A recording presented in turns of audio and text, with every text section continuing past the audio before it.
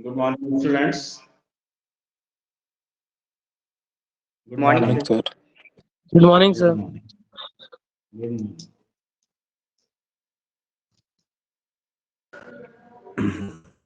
Let's start the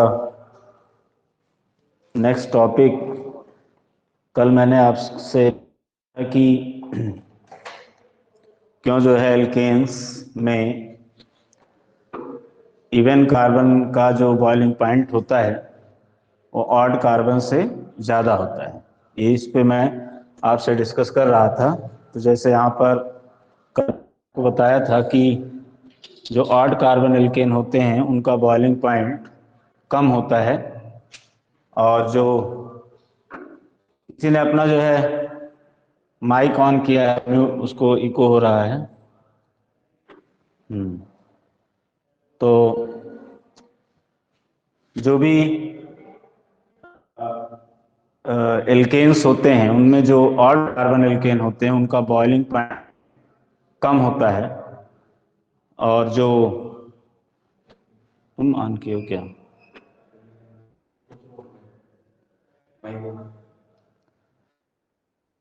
पे जितने भी हमारे इवन कार्बन एल्केन होते हैं उनका बॉइलिंग पॉइंट ज़्यादा होता है, और जो ऑड कार्बन एल्केन होते हैं उनका बॉइलिंग पॉइंट कम होता है। तो जैसे मान लीजिए आपको दिया गया था ethane, propane, butane, pentane, hexane, like this. तो यहाँ पर क्या होता है कि जैसे मान लो बॉइलिंग पॉइंट सपोज करो कि ये 10 डिग्री सेल्सियस है, तो इथेन का 12 डिग्री सेल्सियस, फिर प्रोपेन का मान लो 25 डिग्री सेल्सियस। तो इस तरह से जो है का मान लो 26 डिग्री सेल्सियस, फिर यहाँ पे आपका पेंटेन का मान लो यहाँ पर 20, ब्यूटेन का नहीं, मान लो मीथेन आपका 10 डिग्री सेल्सियस है तो इथेन पता लगा 20 डिग्री सेल्सियस है, तो प्रोपेन 21 डिग्री सेल्सियस, तो 35 डिग्री सेल्सियस, फिर मान लो आपका 37 डिग्री सेल्सियस, फिर ये हो गया 45 डिग्री सेल्सियस। तो ओवरऑल इंक्रीज कर रहा है बॉइलिंग पॉइंट। इको हो रहा है ना, आवाज आ रहा है तो ऑफ कर दो। हाँ, ऑफ करो, बार बार मुझे आवाज आ रहा है। तो यहाँ पर जैसे मीथेन से आप इथेन पे गए तो ऑड से इवन कार्बन पे गए तो देखो एक शार्प इंक्रीज है, 10 डिग्री सेल्सियस का इंक्रीज है। यहाँ पे देखो 10 डिग्री सेल्सियस इंक्रीज किया। और जब से ऑड पे गए तो केवल 1 डिग्री सेल्सियस, फिर ऑड से इवन पे गए तो 14 डिग्री सेल्सियस का डिफरेंस, फिर जब आप इवन से ऑड पे गए तो 2 डिग्री सेल्सियस, और फिर यहाँ पर देख रहे हो कि आपका 8 डिग्री सेल्सियस। तो कहने का मतलब ये है कि जब हम लोग ऑड से इवन पे जाते हैं तो बॉइलिंग पॉइंट में एक शार्प इंक्रीज देखने को मिलता है, और जब हम इवन से ऑड पे जाते हैं तो एक very marginal, very partial increase देखते हैं। तो इसके पीछे रीजन क्या, ओवरऑल तो इंक्रीज कर रहा है, तो लोअर टू हायर मेंबर जाओगे तो बॉइलिंग पॉइंट हमेशा इंक्रीज करेगा, लेकिन यहाँ ऑड से इवन पे जाने पे शार्प इंक्रीज है, और इवन से ऑड पे जाने पे एक डल इंक्रीज है। इवन से ऑड पे जाने पे एक डल इंक्रीज है, ऑड से इवन पे जाने पे एक शार्प इंक्रीज है। तो ऐसा क्यों होता है, तो उसके पीछे कारण ये है कि जो तुम्हारे इवन कार्बन एल्केन होते हैं उनका दोनों टर्मिनल एक दूसरे के अपोजिट होता है। जैसे यहाँ पे CH3 CH2 CH2 CH3, तो ये दोनों टर्मिनल एक दूसरे के अपोजिट है। तो इससे क्या होता है कि जब अगला मॉलिक्यूल आता है तो इसमें जस्ट वो फिट हो जाता है। ये देखिए इस तरह से इसके साथ ऐसे फिट हो जा रहा है। तो जो इवन कार्बन होते हैं, इवन कार्बन एल्केन, उनमें दोनों टर्मिनल एक दूसरे के अपोजिट होते हैं, जिसकी वजह से इनमें टाइट फिटिंग होती है। Tight fitting of molecules. Fitting of molecules अगर होगा तो उस सिचुएशन में क्या होगा, पैकिंग होगी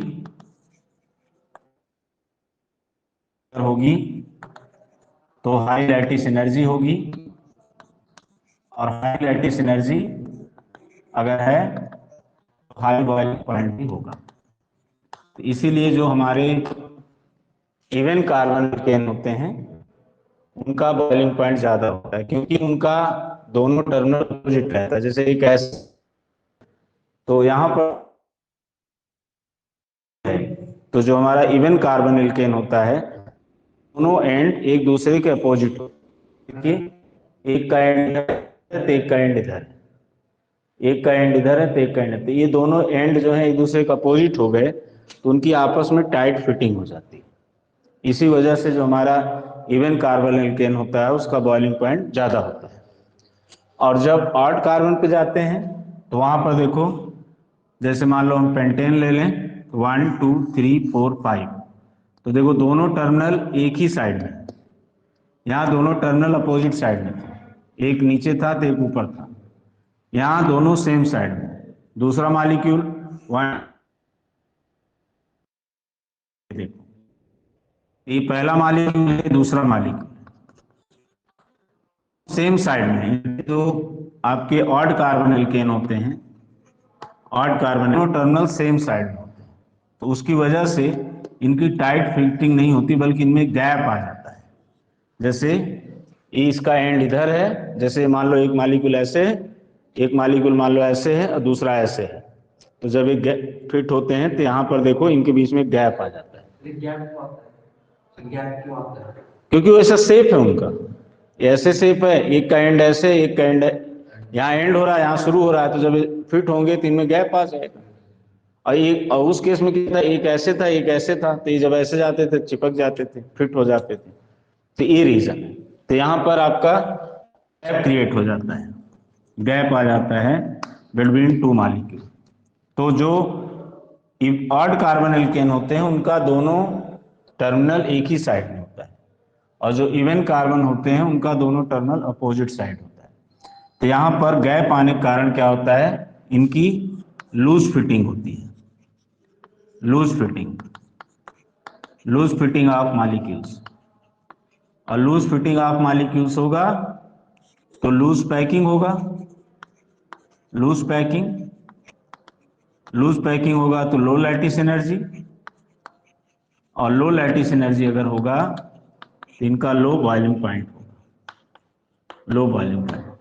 तो यही रीजन है कि जब आप ऑड से इवन पे जाते हो तो बॉइलिंग पॉइंट में एक शार्प इंक्रीज देखने को मिलता है, और जब इवन से ऑड पे जाते हो तो एक माइनर, एक मार्जिनल इंक्रीज देखने को मिलता है। दिस इज द रीजन कि why alkanes having even carbon have higher boiling point than those having odd carbon। और अगला प्रॉपर्टी है तुम्हारा मेल्टिंग पॉइंट। तो मेल्टिंग पॉइंट में सेम पैटर्न,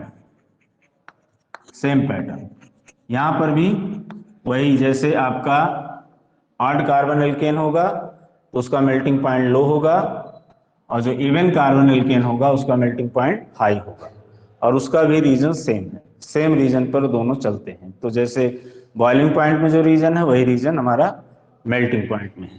तो ये था जो हमारे इंपॉर्टेंट फिजिकल प्रॉपर्टीज थे एल्केन के।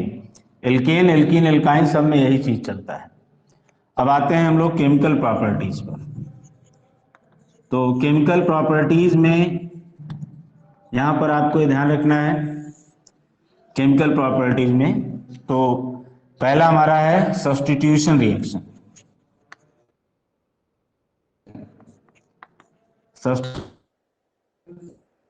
क्या होता है सब्स्टिट्यूशन रिएक्शन? कहते हैं कि कोई एटम जो डायरेक्टली कार्बन से अटैच है, मान लो कोई एक एटम है जो डायरेक्टली कार्बन से अटैच है, उसको कोई दूसरा एटम आके रिप्लेस कर दे और उसकी जगह खुद ले ले। जैसे ऐसे X ले लिया और H को हटा दिया, इसको कहते हैं सब्स्टिट्यूशन रिएक्शन। तो सब्स्टिट्यूशन का मतलब होता है कि atom which is directly attach with carbon is replaced by another atom. यहाँ X जो आके H को हटा दिया और उसकी जगह वो खुद ले लिया, मतलब उसको सब्स्टिट्यूट कर दिया, तो that is called the displacement reaction. तो उसी तरह से यहाँ पर होता है सब्स्टिट्यूट, मतलब कोई एक ऐसा एटम है जो डायरेक्ट कार्बन से अटैच है, उसको कोई दूसरा एटम सब्स्टिट्यूट कर दे तो उसको हम लोग जो है, जैसे मान लो तुम्हारा एल्केन है मीथेन, इसको अगर हम क्लोरीन से रिएक्शन कराएं लाइट के प्रेजेंस में या यूवी लाइट के प्रेजेंस में, अल्ट्रावायलेट लाइट के प्रेजेंस में, तो क्लोरीन एक H को रिप्लेस कर देगा और बन जाएगा तुम्हारा CH3Cl प्लस HCl, ये बन जाएगा। तो इसको हम लोग कहते हैं क्लोरोमीथेन। अभी इस पर फिर से क्लोरीन अटैक कर देगा सेम कंडीशन में, उसी फोटॉन या लाइट के प्रेजेंस में, एक H फिर हट जाएगा तो बन जाएगा तुम्हारा CH2Cl2 प्लस HCl। इसको हम लोग कहेंगे dichloromethane, that is called dichloromethane, ये हो जाएगा, दैट इज डाइक्लोरोमीथेन। अभी इस पर जब तक H है तब तक क्लोरीन अटैक करता रहेगा, अभी इस पर फिर क्लोरीन अटैक करेगा सेम कंडीशन में, तो फिर एक H हट जाएगा और उसके बाद क्लोरीन आ जाएगा, तो क्या बनेगा CH_Cl3। इसको हम लोग कहते हैं ट्राइक्लोरोमीथेन, ट्राइक्लोरोमीथेन को क्लोरोफॉर्म कहते हैं, प्लस HCl, ये बन गया साइड प्रोडक्ट। अभी इस पर फिर से अटैक करेगा क्लोरीन सेम, ये बन जाएगा CCl4, टेट्राक्लोरोमीथेन।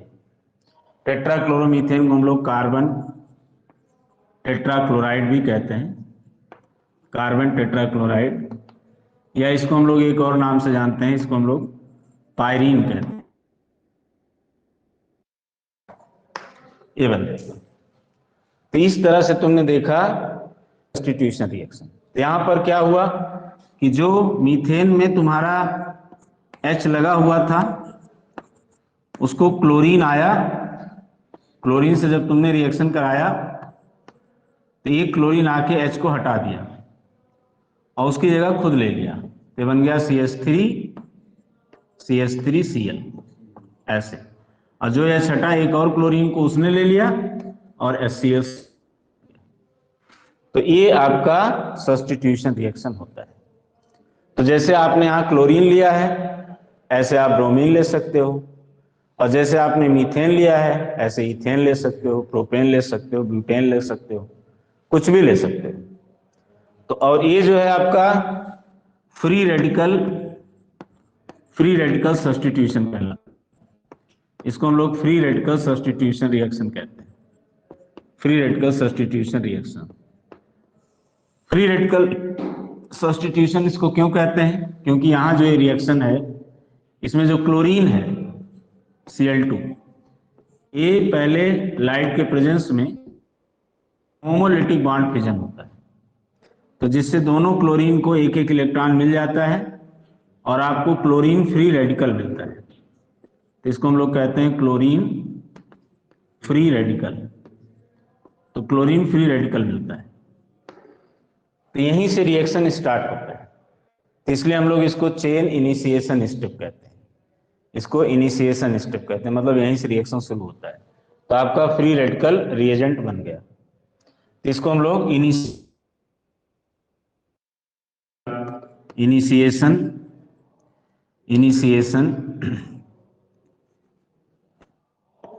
इनिशिएशन स्टेप इसको कहते हैं। यहाँ पर अब ये जो क्लोरीन है तुम्हारे मीथेन पर अटैक करेगा, देखो ऐसे H रेडिकल तुम्हारा रेडिकल है, ये इस पर अटैक करेगा, इस बांड में भी होमोलिटिक बांड फिजन हो जाएगा, और यहाँ का जो इलेक्ट्रॉन है इस क्लोरीन के इलेक्ट्रॉन से जुड़ के एस और साथ में ये तुम्हारा मिथाइल फ्री रेडिकल बन गया। तो यहां से एक HCl ने ले लिया होमोलिटिक बॉन्ड फिजन करा करके। होमोलिटिक बॉन्ड फिजन का मतलब वह बॉन्ड जो बराबर से टूटे। तो एक इलेक्ट्रॉन यहाँ, एक इलेक्ट्रॉन यहाँ, ये जुड़ गए, HCl बन गया और आपका मिथाइल फ्री रेडिकल बच गया। यहाँ पर मिथाइल फ्री रेडिकल रह गया। अब ये मिथाइल फ्री रेडिकल क्या करता है, नए क्लोरीन मॉलिक्यूल पर अटैक करेगा, नए क्लोरीन पर, न्यू। तो जब ये अटैक करेगा तो यहां पर भी होमोलिटिक बॉन्ड फिजन हो जाएगा, होमोलिटिक बॉन्ड फिजन, और इसका एक इलेक्ट्रॉन, इसका एक इलेक्ट्रॉन फ्री, 30 इलेक्ट्रॉन से जुड़ जाएगा Cl, नीचे, और यहाँ पर एक क्लोरीन फ्री रेडिकल फिर बच गया। अब ये जो क्लोरीन फ्री रेडिकल बना, ये फिर से इसी तरह मीथेन पर नहीं मरेगा, ये बनेगा, और फिर मिथाइल, तो फिर ये बनेगा आपका क्लोरोमीथेन प्लस क्लोरीन। तो यही रिएक्शन आप बार बार बार बार होता रहता है, और इसमें आपका साइड प्रोडक्ट, एंड प्रोडक्ट, जो यहाँ पे CH3Cl है, तो क्लोरीन मीथेन पर अटैक करता है और मिथाइल क्लोरीन पर अटैक करता है। यही चीजें बार बार तब तक होती रहती हैं जब तक कि रिएक्शन कंप्लीट ना हो जाए। तो इसको हम लोग जो है प्रोपोगेशन स्टेप कहते हैं, that is called propagation step, क्योंकि इसमें हमारा जो रिएक्शन है वो बार बार रिपीट होता रहता है और हमारा product side product, product side product बनता रहता है। और तीसरा स्टेप होता है termination step. Termination step, termination step में क्या होता है कि ये जो फ्री रेडिकल हैं यही रिएक्शन को स्टार्ट करने के लिए जिम्मेदार है, और इन्हीं फ्री रेडिकल की वजह से रिएक्शन आगे भी बढ़ता है। तो अगर ये फ्री रेडिकल ही आपस में टकरा गए तो वो रिएक्शन, वो चेन वहीं पर टर्मिनेट हो जाएगी और वो रिएक्शन आपका वहीं पर रुक जाएगा। तो जैसे मान लो chlorine free radical chlorine free radical से टकरा जाए तो Cl2 बन के रिएक्शन रुक जाएगा, या आपका मिथाइल फ्री रेडिकल से टकरा जाए तो आपका इथेन बन के रुक जाएगा, ऐसे।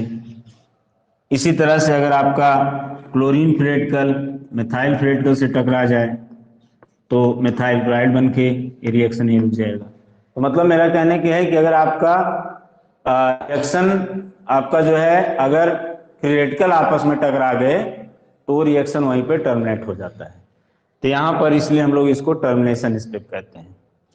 तो यही है आपका फ्री रेडिकल मैकेनिज्म। तो जितने भी आपके एल्केन में सब्स्टिट्यूशन रिएक्शन होते हैं, तो क्लोरीन से अगर रिएक्शन कराओगे तो उसको क्लोरीनेशन कहते हैं, ब्रोमीन से रिएक्शन कराओगे तो उसको ब्रोमिनेशन कहते हैं, आयोडीन से रिएक्शन कराओगे तो उसको आयोडिनेशन कहते हैं। फ्लोरीन डायरेक्ट रिएक्शन नहीं करता, क्योंकि फ्लोरीन हाईली रिएक्टिव होने की वजह से जब वो एल्केन से रिएक्शन करता है तो एक तरह का एक्सप्लोसिव रिएक्शन होता है, तो इसलिए फ्लोरीन डायरेक्ट एल्केन से रिएक्शन नहीं करता, क्योंकि because of high reactivity of fluorine it produces a huge amount of heat and that may cause explosion. तो that is the explosive reaction because of high reactivity of fluorine. इसलिए हम लोग fluorine का direct fluorination, fluorine alkane का direct fluorination नहीं करते। तो ये है आपका जो एल्केन में सब्स्टिट्यूशन रिएक्शन होता है, और ये रिएक्शन हो गया, ये उसका मैकेनिज्म हो गया। जैसे आपने मीथेन लिया है, आप इथेन ले सकते हो। इथेन को क्लोरीन से रिएक्शन कराओगे क्लोरोइथेन मिलेगा, ब्रोमीन से रिएक्शन कराओगे ब्रोमोइथेन मिलेगा। तो यहाँ पर इसी को हम लोग सब्स्टिट्यूशन रिएक्शन कहते हैं। तो सब्स्टिट्यूशन रिएक्शन मतलब यही होता है कि कोई एटम जो डायरेक्ट कार्बन से जुड़ा है उसको कोई दूसरा आके रिप्लेस कर दे, सब्स्टिट्यूट कर दे। तो that is called substitution reaction, जिसको हम लोग एक तरह से कह सकते हैं डिस्प्लेसमेंट रिएक्शन या रिप्लेसमेंट रिएक्शन। अब अगला इसमें रिएक्शन है, अगला प्रॉपर्टी है, सेकंड प्रॉपर्टी है controlled oxidation. Controlled oxidation, controlled oxidation का मतलब क्या होता है? तो जैसे हम जान लें कि पहले अनकंट्रोल्ड ऑक्सीडेशन किसे कहते हैं, तो जो कंबस्शन रिएक्शन होता है उसको हम लोग अनकंट्रोल्ड ऑक्सीडेशन कहते हैं। अनकंट्रोल्ड ऑक्सीडेशन मतलब होता है कि जिस चीज से ऑक्सीजन रिएक्शन कर रहा है वो उनको उतना ऑक्सीजन पूरा दे देगा जितना वो चाहते हैं। जैसे मान लो CH4 है, मीथेन, तो मीथेन को अगर जलाओगे ऑक्सीजन के प्रेजेंस में, तो जो मीथेन में कार्बन है वो CO2 बन जाएगा और जो हाइड्रोजन है वाटर बन जाएगा। तो इसको कहते हैं अनकंट्रोल्ड ऑक्सीडेशन। मतलब उसमें आपके अंदर ये पावर नहीं है कि आप उसको रोक लें, उसको जितना ऑक्सीजन चाहिए वो ले लेगा। तो that is called uncontrolled oxidation. तो अभी पहले हम बता ऑक्सीडेशन में क्या होता है। जैसे मान लो तुम्हारा ये मीथेन है, मीथेन को अगर हम ऑक्सीजन से रिएक्शन कराएं in presence of copper at 250 degree Celsius and 100 atm pressure, तो ये मिथेनॉल बनाता है, मिथेनॉल CH3OH। तो ये आपका ये मिथेनॉल बनता है। अब अगर हम इसी मीथेन और ऑक्सीजन को मॉलिब्डेनम ऑक्साइड MO2O3, इसको कहते हैं मॉलिब्डेनम ऑक्साइड, MO2 को मॉलिब्डेनम कहते हैं। तो यहां भी मीथेन ऑक्सीजन था तो मिथेनॉल बना, यहां मीथेन और, लेकिन हमने कंडीशन बदल दिया, ऑक्सीडाइजिंग एजेंट बदल दिया, मॉलिब्डेनम ऑक्साइड ले लिया, तो अब यहां पे मिथेनॉल बनता है, दैट इज डिहाइड। देखो यहां पे फॉर्मल्डिहाइड बना, फॉर्मल्डिहाइड। और अगर हम इसी मीथेन और ऑक्सीजन को ले लें और इसको मैग्नीज एक्सीटेट से रिएक्शन कराएं MnCH3COO होल ट्वाइस के साथ हीट करें, तो उसको मैग्नीज एसीटेट कहते हैं। तो यहां पर आपका बनेगा मिथेनोइक एसिड HCOOH, या जिसको हम कहते हैं फॉर्मिक एसिड, फॉर्मिक एसिड। तो आप देख रहे हैं कि यहां जो प्रोडक्ट बन रहे हैं वो हमारे हिसाब से बन रहे हैं, हम जो चाह रहे हैं वो प्रोडक्ट बन रहा है, अपने मन से नहीं बन रहा है। हम जो यहाँ पे चाह रहे हैं वो प्रोडक्ट फॉर्म हो रहा है। जैसे देखो इसको समझो, मीथेन ऑक्सीजन है, हमारी इच्छा थी मिथेनॉल बनाने की, तो हमने एक कंडीशन लगा दिया तो मिथेनॉल बन गया। उसी मीथेन ऑक्सीजन को हमने फिर लिया, हमारी इच्छा थी फॉर्मल्डिहाइड बनाने की, तो हमने एक कंडीशन लगा दी तो फॉर्मल्डिहाइड बन गया। यहां पे फिर हमने मीथेन ऑक्सीजन लिया, लेकिन हमारी इच्छा थी फॉर्मिक एसिड बनाने की, तो हमने मैग्नीज एसीटेट ले लिया तो हमारा फॉर्मिक एसिड बन गया। मतलब यहां पर हमारी इच्छा से प्रोडक्ट बनता है, हम जब चाह रहे हैं उसी मीथेन ऑक्सीजन की मदद से मिथेनॉल बना ले रहे हैं, हमारी इच्छा है तो हम उसी मीथेन ऑक्सीजन से फॉर्मल्डिहाइड बना ले रहे हैं, हमारी इच्छा है तो हम उसी मीथेन ऑक्सीजन से फॉर्मिक एसिड बना ले रहे हैं। मतलब हम जो प्रोडक्ट चाह रहे हैं वो प्रोडक्ट बन रहा है। तो इसको कहते हैं controlled oxidation, that is called controlled oxidation. जैसे मान लो हम ले लें two methyl propane, this is called two methyl propane, two methyl propane. तो 2-मिथाइल प्रोपेन में तुम्हारा जो है एक टर्सरी कार्बन है, टर्सरी कार्बन, देखो ये वाला कार्बन टर्सरी, टर्सरी से कहते हैं जिससे 3 कार्बन जुड़ा। तो देखो इस कार्बन से, ये तो प्राइमरी कार्बन है क्योंकि इससे एक जुड़ा है, ये भी प्राइमरी है क्योंकि इससे एक डायरेक्ट जुड़ा है, ये भी प्राइमरी है क्योंकि इससे एक डायरेक्ट जुड़ा है, लेकिन ये कार्बन टर्सरी है क्योंकि इससे 1, 2, 3 कार्बन डायरेक्ट जुड़े।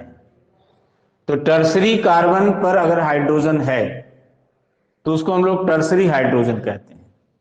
तो अगर किसी एल्केन में टर्सरी हाइड्रोजन है तो उस एल्केन को अगर हम एल्कलाइन केमनोफोर से ट्रीट करें, एल्कलाइन केमनोफोर से ट्रीट करें, तो टर्सरी हाइड्रोजन को OH में बदल देगा। मतलब यहां पर टर्सरी कार्बन पर OH आ जाएगा, एल्कोहल बना देगा। ये ऑक्सीडेशन कर दिया। This is the tert, tert मतलब टर्सरी, टर्ट ब्यूटाइल एल्कोहल बन गया। तो ये हमारी इच्छा से बनता है। तो इनको जो आप यहां यूज करते हो इनको हम ऑक्सीडाइजिंग एजेंट कहते हैं। क्योंकि ऑक्सीडेशन करते हैं। तो ये कॉन्सेप्ट क्या है कि एक ऐसा एल्केन जिसमें टर्सरी कार्बन हो और उस पर टर्सरी हाइड्रोजन हो, तो अगर उस एल्केन को हम एल्कलाइन KMnO4 से ट्रीट करें ऑक्सीडाइजिंग एजेंट के रूप में, तो उस टर्सरी कार्बन पर OH बन जाएगा। तो ये आपके एग्जांपल्स हैं कंट्रोल्ड ऑक्सीडेशन के। मतलब कंट्रोल्ड ऑक्सीडेशन मतलब होता है कि आप रिएक्टेंट को अपने अनुसार प्रोडक्ट में बदल सकें जो आप चाहते हैं, तो उसको हम लोग कहते हैं कंट्रोल्ड ऑक्सीडेशन। लेकिन तीसरा हमारा है अनकंट्रोल्ड ऑक्सीडेशन। तो अनकंट्रोल्ड ऑक्सीडेशन का मतलब क्या होता है? अनकंट्रोल्ड ऑक्सीडेशन मतलब कंबस्शन रिएक्शन। जो कंबस्शन रिएक्शन होता है उसको हम लोग अनकंट्रोल्ड ऑक्सीडेशन कहते हैं। जैसे अब अगर हम इसी मीथेन को ले लें और ऑक्सीजन के प्रेजेंस में इसका कंबस्शन करें, इसको जलाएं, तो जो कार्बन है ये CO2 में बदल जाएगा और जो हाइड्रोजन है वो वाटर में बदल जाएगा।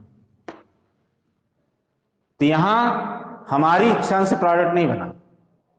कार्बन की इच्छा थी CO2 बनने की तो CO2 बन गया, हाइड्रोजन की इच्छा थी वाटर में बदलने का तो वाटर बदल गया। तो यहां उसकी मर्जी से चीजें बन रही और यहां हमारी मर्जी से चीजें बन रही थी। हमने इसी मीथेन ऑक्सीजन को तीनों जगह लिया लेकिन अपने अनुसार अलग अलग प्रोडक्ट बना दिया। तो ये था कंट्रोल्ड ऑक्सीडेशन, क्योंकि वो हमारे कंट्रोल में था कि प्रोडक्ट क्या बनेगा। लेकिन यहां हमारे कंट्रोल में नहीं है, यहां इसके कंट्रोल में है कि मीथेन को अगर जलाओगे तो कार्बन CO2 में बदल जाएगा और हाइड्रोजन वाटर में बदल जाएगा। या अगर मान लो हम ईथेन ले लें CH3 इसको भी हम ऑक्सीजन के प्रेजेंस में जलाएं, यहां 2 कार्बन है तो 2 CO2 बन जाएगा और 6 हाइड्रोजन है तो 3 वाटर बन जाएगा। जितना कार्बन होगा उतना CO2 बनेगा और जितना हाइड्रोजन होगा उसका आधा मोल वाटर बनेगा। यहाँ 6 हाइड्रोजन है तो 3 वाटर, यहाँ 4 हाइड्रोजन है तो 2 वाटर, और जितना कार्बन होगा उतना कार्बन डाइऑक्साइड। और साथ में कंबस्शन कर रहे हो तो साथ में क्या निकलेगा? हीट। साथ में हीट निकलेगा, क्योंकि जब कोई चीज जलता है तो हमेशा हमको एनर्जी मिलती है in the form of heat and light. तो यहां पर इसको कंबस्शन कहते हैं। तो जो कंबस्शन रिएक्शन होता है उसको हम लोग अनकंट्रोल्ड ऑक्सीडेशन कहते हैं। अनकंट्रोल्ड ऑक्सीडेशन का मतलब यही होता है कि उसमें रिएक्टेंट अपने अनुसार जो प्रोडक्ट बनना चाहे बनाए, आप उस पर कंट्रोल नहीं कर सकते।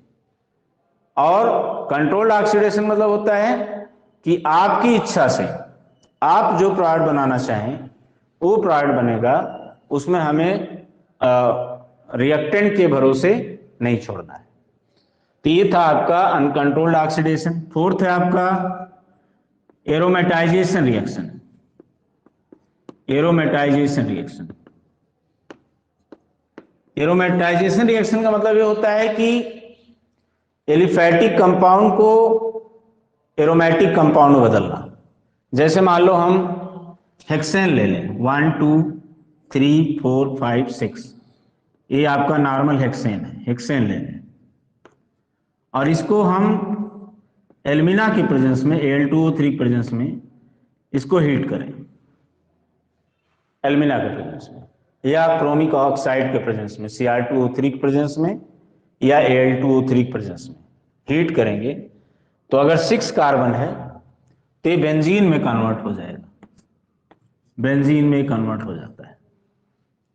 तो देखो ये हेक्सेन आपका एलिफैटिक कंपाउंड है और बेंजीन आपका एरोमेटिक कंपाउंड है। तो यहां हम एलिफैटिक कंपाउंड को एरोमेटिक कंपाउंड में बदल रहे हैं, इसलिए हम लोग इसको एरोमेटाइजेशन रिएक्शन कहते हैं। अगर मान लो हेप्टेन होता 7 कार्बन, 1 2 3 4 5 6 7 हेप्टेन होता है, तो हेप्टेन में अगर यही सेम कंडीशन डालोगे तो 6 कार्बन से तो बेंजीन बन जाएगा, और जो 7वां है, क्योंकि हेप्टेन में 7 कार्बन है, तो जो 7वां कार्बन है उस पर मिथाइल बन जाएगा, जिसको हम लोग फिर कहेंगे टॉलुइन। टॉलुइन कहेंगे। तो मतलब एरोमेटाइजेशन रिएक्शन के लिए तुम्हारे पास एल्केन में कम से कम 6 कार्बन होना चाहिए। मतलब हेक्सेन ऑनवर्ड्स जितने हैं वही एरोमेटाइजेशन रिएक्शन करते हैं। तो यहां पर आपका जैसे हेक्सेन था तो हेक्सेन 6 कार्बन वाला होता है, बेंजीन में भी 6 कार्बन होता है C6H6, तो वो बेंजीन में बदल गया। अगर आपने 7 कार्बन ले लिया तो 6 कार्बन का बेंजीन बन जाएगा और 7वां कार्बन वहां मिथाइल बन जाएगा। अगर आपने 8 कार्बन ले लिया, जैसे मान लो आप 8 कार्बन ले लिया, ऑक्टेन 1 2 3 4 5 6 7 8 ऑक्टेन ले लें और यही सेम कंडीशन डालें तो क्या होगा, 6 कार्बन से बेंजीन और जो 2 कार्बन है वो एथाइल बन जाएगा। तो मतलब आपका एथाइल बेंजीन बन जाएगा। तो मतलब जितने कार्बन हैं उसमें से 6 कार्बन तो बेंजीन में इन्वॉल्व हो जाएगा और बाकी जितना कार्बन बचा है वो उसका एल्काइल बन जाएगा। जैसे सिर्फ 6 कार्बन है सिर्फ बेंजीन बन के रह जाएगा, 7 कार्बन है तो 6 कार्बन का बेंजीन बन जाएगा और जो 7वां कार्बन है वो मिथाइल बन जाएगा। तो इस तरह से तुम्हारा, इसको हम लोग एरोमेटाइजेशन रिएक्शन कहते हैं। तो this is called aromatisation reaction. इसके बाद अगला है तुम्हारा आइसोमेराइजेशन रिएक्शन। अगला है तुम्हारा आइसोमेराइजेशन रिएक्शन। अगला प्रॉपर्टी है 5वां आइसोमेराइजेशन रिएक्शन। आइसोमेराइजेशन रिएक्शन जिसमें आइसोमर्स बनते हैं। आइसोमर्स जैसे ब्यूटेन के 2 आइसोमर होते हैं, एक नॉर्मल ब्यूटेन एक आइसोब्यूटेन। पेंटेन के 3 आइसोमर होते हैं, एक नॉर्मल पेंटेन एक आइसोपेंटेन एक नियोपेंटेन। तो किसी एक आइसोमर को ले लो, जैसे मान लो हम नॉर्मल ब्यूटेन ले लें 1 2 3 4, ये आपका नॉर्मल ब्यूटेन। तो इसको अगर हम AlCl3 एल्यूमिनियम ट्राइक्लोराइड और HCl के प्रेजेंस में ट्रीट करें तो इसका दूसरा आइसोमर आइसोब्यूटेन बन जाएगा। तो नॉर्मल ब्यूटेन को आपने उसके आइसोमर आइसोब्यूटेन में कन्वर्ट कर दिया, इसीलिए हम लोग इसको आइसोमेराइजेशन रिएक्शन कहते हैं। या जैसे मान लो तुम नॉर्मल पेंटेन ले लो 1 2 3 4 5, ये तुम्हारा नॉर्मल पेंटेन है। इसको अगर हम इस कंडीशन में ट्रीट करें तो आपका एक बन जाएगा आइसोपेंटेन आइसोपेंटेन और दूसरा बन जाएगा नियोपेंटेन नियोपेंटेन। ये देखो, तो this is called isomerisation reaction. तो आइसोमेराइजेशन रिएक्शन का मतलब होता है कि हम एक आइसोमर लेके चले तो वह दूसरे आइसोमर में बदल जाए जब उसको हम एल्यूमिनियम ट्राइक्लोराइड और HCl से ट्रीट करते हैं। तो जैसे हम नॉर्मल ब्यूटेन लेके चले तो आइसोब्यूटेन में बदल गया, और अगर आइसोब्यूटेन लेके चलते तो नॉर्मल ब्यूटेन, अगर उसको लेके चलोगे तो बन जाएगा, इसको लेके चलोगे तो बन जाएगा। मतलब तीनों में से या दोनों में से किसी एक को लेके चलोगे बाकी सब बन जाएंगे। जैसे अगर हमने लेके चला नॉर्मल पेंटेन तो हमको मिला आइसोपेंटेन नियोपेंटेन। अगर हम आइसोपेंटेन लेके चलते तो हमको मिलता नॉर्मल पेंटेन नियोपेंटेन। अगर हम नियोपेंटेन लेके चलते तो हमको मिलता नॉर्मल पेंटेन और आइसोपेंटेन। मतलब आप किसी एक को लेके चलेंगे तो उसके बाकी जितने एल्केन हैं वो सब फॉर्म हो जाएंगे। तो इसी को हम लोग जो है कहते हैं isomerisation reaction. This is called isomerisation reaction. तो आई होप आप लोग समझ गए होंगे। तो ये था जो इसकी इंपॉर्टेंट केमिकल प्रॉपर्टी थी। इसमें एक और है पायरोलिसिस, वो हटा दिया गया है। तुम लोगों को जो मैंने स्टडी मटेरियल भेजा है वही तुम्हारा सिलेबस है और उसी से तुम्हें पढ़ना है, क्योंकि NCERT में जो कुछ दिया है वो पुराने सिलेबस पुराने पैटर्न के हिसाब से सब कुछ दिया है, लेकिन जो मैं स्टडी मटेरियल भेज रहा हूं वो नया पैटर्न जो प्रेजेंट में तुम्हारा सिलेबस है उसमें कौन कौन से टॉपिक हैं वही उसमें लिखे हुए हैं। तो जस्ट 100% प्रेजेंट सिनेरियो में जो CBSE ने सिलेबस प्रिस्क्राइब किया है उसी के अकॉर्डिंग वो स्टडी मटेरियल है। NCERT में सारा कुछ है, क्योंकि वो ये प्रेजेंट सिनेरियो पे NCERT बुक नहीं लिखा है। NCERT बुक में वो सारी चीजें लिखी हैं जो ओल्ड सिलेबस में चल रहा था, लेकिन जो मौजूदा सेशन में जो तुम्हारा सिलेबस है 21-22 में जो तुम्हारा सिलेबस है उसके अकॉर्डिंग वो स्टडी मटेरियल है। तो आपको उस स्टडी मटेरियल को ही क्लास नोट कॉपी में पूरा लाइन बाय लाइन लिख लेना है और अपनी कॉपी को चेक करा लेना है, और वहीं से हम इन चीजों को समझा रहे हैं। जैसे तुम्हारे एनसीईआरटी बुक में एक टॉपिक है पायरोलिसिस या क्रैकिंग, लेकिन अभी वो पायरोलिसिस या क्रैकिंग हटा दिया गया। तो जो मैंने स्टडी मटेरियल भेजा है उसमें आप प्रॉपर्टी में देखेंगे तो पायरोलिसिस या क्रैकिंग नहीं होगा, जबकि एनसीईआरटी में पायरोलिसिस और क्रैकिंग टॉपिक लिखा हुआ है। तो आपको एनसीईआरटी से क्वेश्चन करना है, लेकिन पढ़ना आपको उस स्टडी मटेरियल से है जो मैंने भेजा है। तो आप उसी स्टडी मटेरियल को क्लास नोट की कॉपी में लिखेंगे, चाहे उसमें जो भी वही हेडिंग रहेगा, वही सेंटेंस लिखिए और उन्हीं रिएक्शंस को लिख डालिए, तो क्लास नोट आपका तैयार हो जाएगा। तो वही स्टडी मटेरियल ही आपका क्लास नोट हो जाएगा। समझ में आया सबको? तो वो प्रेजेंट जो हमारा सिलेबस है उसके अकॉर्डिंग वो लिखा गया है, तो आपको उसी के अकॉर्डिंग तैयार करना है। तो ये था आपका जो एल्केन का केमिकल प्रॉपर्टीज था। अब इसके बाद इसमें एल्केन की कुछ और चीजें हैं, जैसे कन्फॉर्मेशन इन एल्केन्स। तो कन्फॉर्मेशन क्या होता है, तो उससे पहले हम लोग देख लें कि डिफरेंट स्ट्रक्चर ऑफ एल्केन। तो एल्केन के दो इंपॉर्टेंट स्ट्रक्चर होते हैं, एक होता है साहार्स प्रोजेक्शन।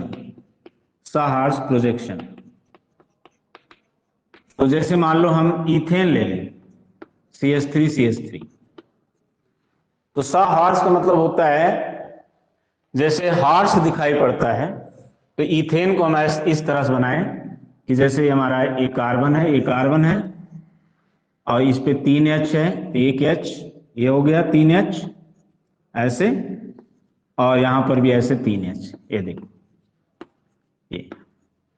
तो जैसे एक घोड़ा दिखता है, ये नीचे के चारों H उसके 4 पैर हो गए, ये वाला H उसका सिर हो गया, और वाला H उसका पूंछ हो गया, और ये उसकी पूरी बॉडी हो गई।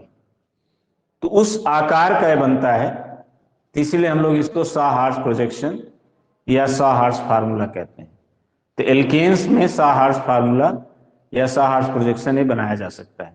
अब आप कहेंगे इसको बनाने का मकसद क्या है, तो देखो ऑर्गेनिक केमिस्ट्री में क्या है कि बहुत ही वास्ट है, और ऑर्गेनिक केमिस्ट्री में जो है वैरायटी है, इतनी तरह की प्रॉपर्टीज हैं, इतनी तरह की उसमें बातें हैं कि आप एक स्ट्रक्चर से या एक फार्मूला से सब कुछ एक्सप्लेन नहीं कर सकते। तो उसके लिए हमको बहुत सारे स्ट्रक्चर, बहुत सारे फार्मूला की जरूरत पड़ती है।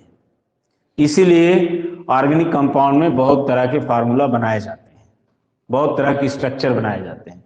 तो जैसे आपका अभी एक प्रॉपर्टी पढ़ना है एल्केन में, जिसको हम कन्फॉर्मेशन कहते हैं। तो उस कन्फॉर्मेशन को पढ़ने के लिए आपको एक फार्मूला की जरूरत पड़ती है, उसको हम लोग न्यूमैन प्रोजेक्शन फार्मूला कहते हैं। तो वो न्यूमैन प्रोजेक्शन फार्मूला कैसे बनता है, जैसे मान लीजिए इसी इथेन का न्यूमैन प्रोजेक्शन फार्मूला बना रहे हैं, न्यूमैन्स प्रोजेक्शन फार्मूला। इसमें क्या करो, जैसे कार्बन देख रहे हो दोनों इथेन का, एक कार्बन को नियर मान लो जो तुम्हारी आंख के नजदीक है, और एक कार्बन को रियर मान लो, रियर मतलब दूर, नियर मतलब नजदीक। तो एक कार्बन मान लो कि वो तुम्हारी आंख के जस्ट सामने है, कार्बन है उस पर 3H है, और एक कार्बन उसके ठीक पीछे है और उस पर भी 3H है। तो उसको कुछ ऐसा दिखेगा, जैसे देखो मैंने एक सर्किल बनाया, यहां मान लो एक कार्बन है, इस डॉट पे मान लो एक कार्बन है, और एक H ये 3H हो गया ऐसे, कार्बन 3H इस carbon, front carbon, near carbon.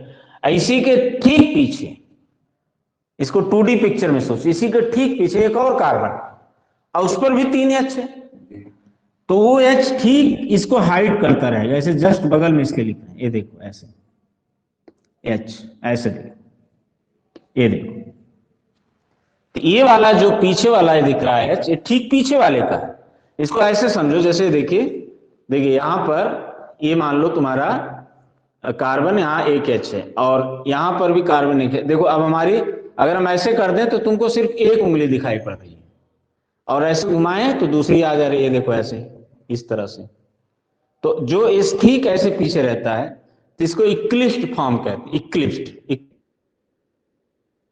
तो ग्रहण होता है ना, सोलर इक्लिप्स, लूनर इक्लिप्स। तो ये सामने वाला जो एटम है वो पीछे वाले एटम को ठीक ऐसे हाइड करता है ऐसे, तो इसको हम लोग इक्लिप्स फॉर्म कहते हैं। और जब उसको पीछे वाले को 60 डिग्री पे घुमा दोगे ऐसे तो उसको स्टैगर्ड फॉर्म कहते हैं। जैसे अभी एकदम जो सामने वाले तीनों H हैं वो पीछे वाले H को हाइड किए हैं। जस्ट उसको थोड़ा सा मैंने साइड में लिखा है इसलिए कि जिससे आपको समझ में आए, नहीं तो उसके वो ठीक पीछे है, मतलब उन दोनों के बीच में एंगल 0 डिग्री है।